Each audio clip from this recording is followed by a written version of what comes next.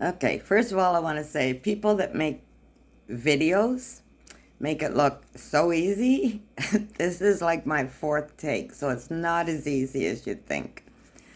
Anyways, enough about me. Today, I'm going to make a double bead. I use my Cricut, so I always go down to a point. I trim my edges off so that they're not so pointy and I can have a flatter end. I'm hoping you can see that. Okay. Now I made my own bead roller because I don't have the money to just throw away. Um, I made this using a cotter key and doweling that I bought from the dollar store. Here in Canada, it was about $1.50. I got 6 pieces of doweling in it. And all I did is cut it down to a length I would be comfortable rolling with. Then I drilled a hole in the center. You want to use a vise to keep it straight because you don't want to slip with a drill. So I put it in a vise so that it would hold it nice and steady. Drilled a hole into the middle of it that was going to hold my cotter key, so it had to be the right size. Drilled it down to a nice length, so as I was drilling, I kept putting my cotter key in. And I left it so that if I want to roll like a 2-inch bead, I can. Then I added some shims in the side. I'm thinking you can see my shim right there and one on the other side. Then I hammered them in, broke off the excess, like so. Then I filled inside of my hole with glue, just the same glue that I use. It wasn't any special glue like Gorilla Glue or Super Glue. I just use this glue because even if it comes loose, I can just add more glue. I'm not worried about it. So anyways, then I let it dry overnight. So 24 hours of drying, 12 hours of drying, sorry. And it's ready to go. So I've got my double bead. I like to roll towards me. It doesn't matter if you roll towards you or away from you. The effect is going to be the outcome is going to be exactly the same. Now with cotter keys, you have 2 levels. I believe you can see that, which I do kind of like because I can set this on there and just my paper on there and guide it through like so. Then I like to keep it even with the end because if you have a lot sticking out, that is going to cause you some problems in the end. Okay, so I like to keep it inside as much as I can. I usually keep it right about level. Okay, then like I said, I roll towards me. So whoops, keep your paper even. That's another important thing because it will throw your whole bead off. Then I will roll towards me like so. Now some people will get to this point and they will add glue right here to hold the center in. I find that created more problems so that because if it wasn't exactly even or you end up with little edges out the side, you can't really fix it. So I do not put glue there. And when you're rolling, you want to keep it snug, not tight. If you roll it tight, you're going to have a lot of problems getting it off of your bead roller. So I roll it snug, holding everything in place, you can shift it a little bit, and I roll up to the V, okay? Then what I do is I take my one strip of my V and I roll it around, keeping it centered as much as possible. And when you're doing this, you can shift it around each layer so that you know, yep, we're centered. And I will keep doing that, like so, keeping it centered. I do it like this. Some people are able to just keep rolling. Do it, whoops. Now, you've seen that my finger slipped. All I did was pull it snug again. Everything's in the same place. I might have lost a roll or two. I just keep turning it.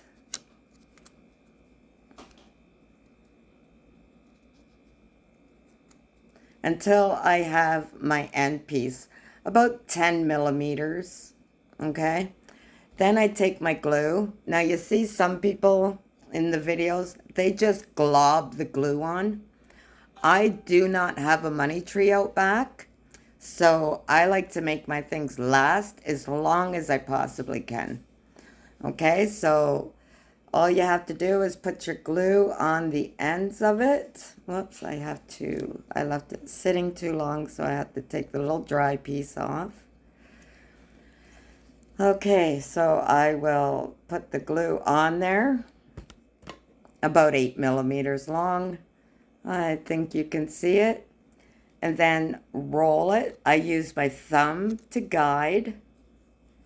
And you can see there's some glue building up. Just keep rolling that around, and that will help also seal a few of the layers until you're ready to dip it. Okay? So that's what you have, and then we can worry about doing the second one, like so. And we're doing the same thing. We're keeping it snug, not tight. Keeping it centered as much as possible in between the layers.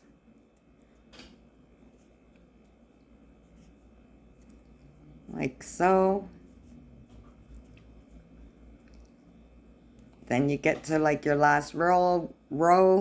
You want to like 10 millimeters. Add your glue.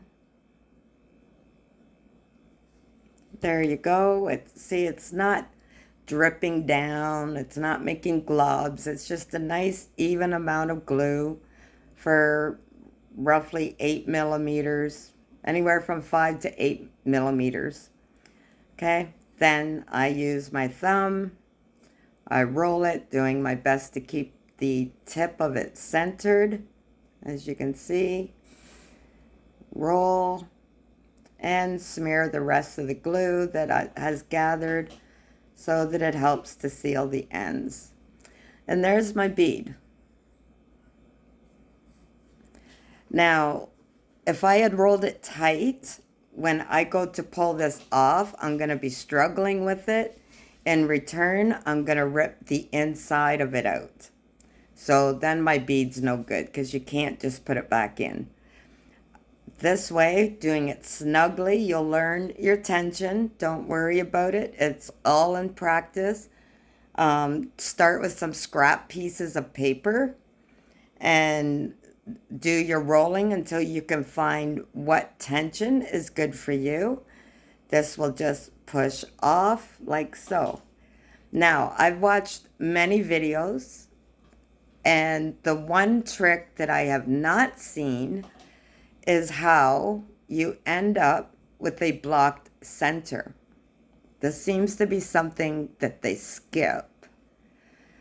All that is your little lip that you had between here is blocking your center.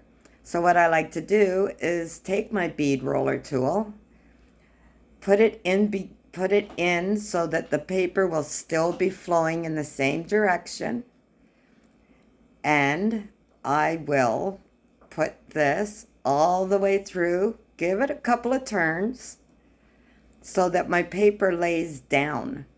And then I've got a clear hole. There's no blockage. Okay? Now, here's the thing I like about my double bead. Out of this double bead, I can make other beads. Okay, so this here, you got this one. I can push them to the ends, like so. I can have a barbell. So that's two type of beads. I can push them both in to the center, like so. There's my third bead. Or I can shove one down and I can have like a 2-cone bead, which is great if you're making keychains, dangling beads, whatever. So there you go. This one bead, I've formed 4 different beads out of it. And I'm sure if I really wanted to play around, I could figure out some different ones. Now, here's another thing. Do you see that edge? There's like a circle in there. We don't really want that circle. So what I like to do,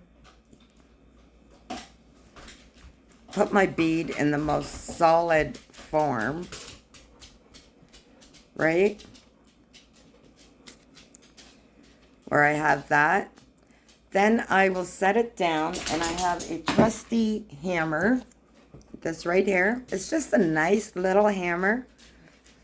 Nobody's going to steal it from you because even if they tried to nail a nail, you're probably going to bend it and wreck it. This hammer I bought at Walmart and it wasn't even $10. And if I open it up, it's got screwdrivers inside of it, which is really pretty cool. There's that screwdriver, which is a star. Unscrew it. I've got another screwdriver, just a little guy. And I can unscrew this one, and I have another little star screwdriver. So, yeah. I think this is just nifty. I love to do crafts, and it's hard to find things. You know, I've got all kinds of tools just in this one. Screw the last screwdriver on, and then I screw this into my hammer. So that's another reason you don't want anybody to take it. Just put do not use, especially if you have kids. So anyways, back to this. We had that end piece there. What I like to do is just give it a light tap.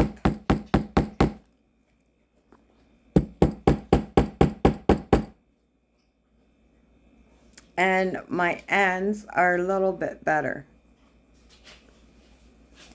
Now because I tapped it, I want to check my hole inside again, make sure it's the same width. Push this through. And there we go. We have a bead with a clear hole. There you go. And 4 beads in one. Now, using your Cricut, people complain there's a lot of waste. And there can be. However, this is what I've discovered. You end up with a piece of scrap. Just a second. I've already cut this, but that is what formed my bead, okay? If I take this piece off, I can show you better. Okay, so see this piece right here?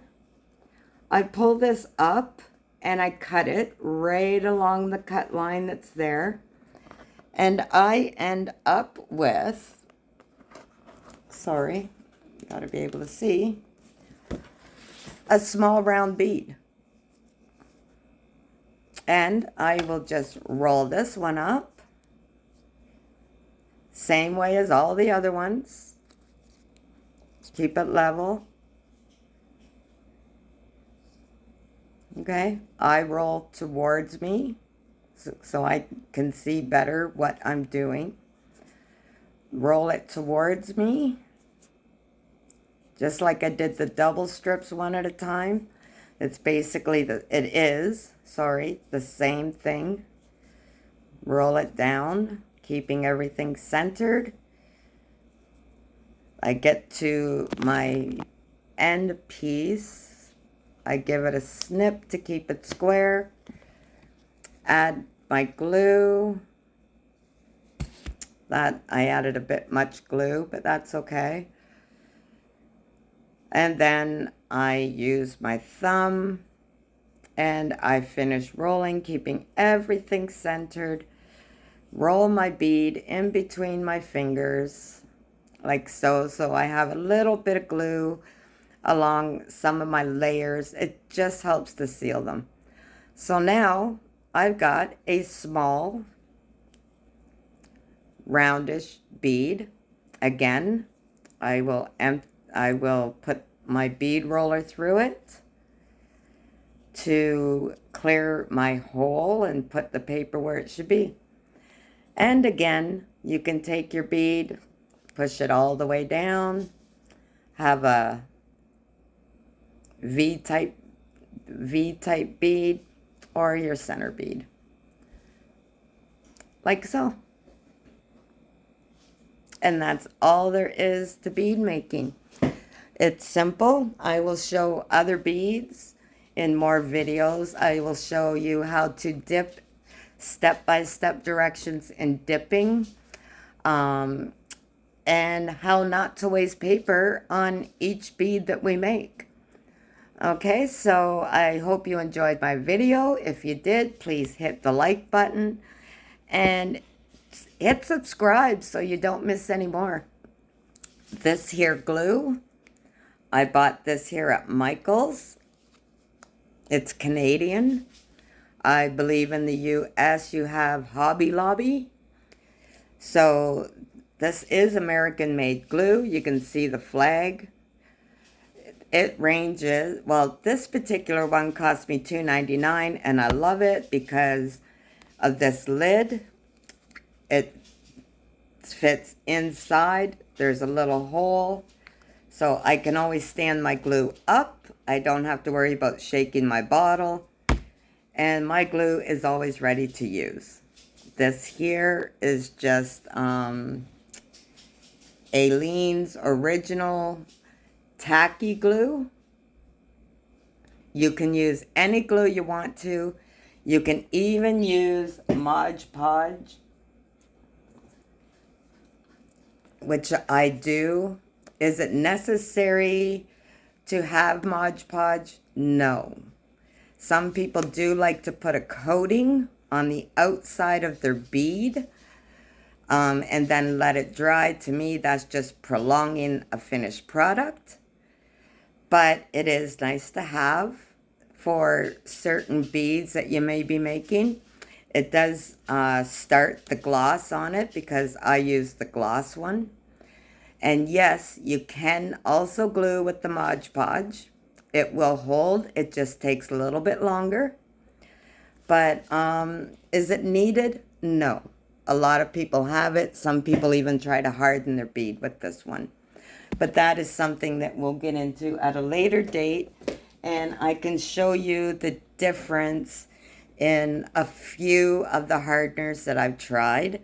And I'll let you know which one I like best. Again, just my opinion. Please feel free to experiment on your own. So thank you for joining me. And I hope you enjoy making beads. Just remember, hit the like button, and if you'd like to see more of my videos, hit subscribe. Oh, right, this is my first video, so hit subscribe, and whenever I make another video, you'll definitely get notified. Okay, thank you for joining me. Have a good day. Bye.